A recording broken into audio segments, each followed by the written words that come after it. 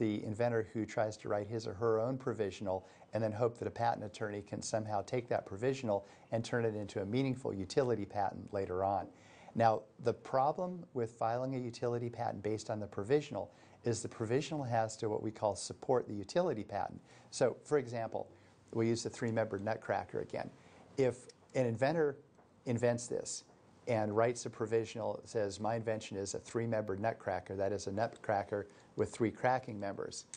and then the inventor sits on it for a year and then comes into my office and says, well, you know, I did some experimentation with this, and a nutcracker with four cracking members really works much better than a nutcracker with three cracking members.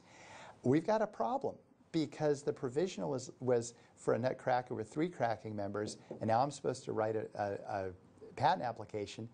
on a nutcracker with four cracking members because it works so much better than the subject of the three cracking membered provisional.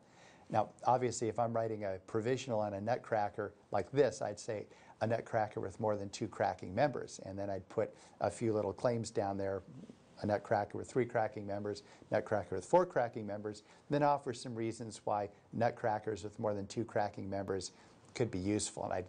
try to offer some good reasons why 3, 4, 5, 6, cracking members would be useful. But oftentimes the inventor who writes his or her own provisional ends up with that problem in that they limit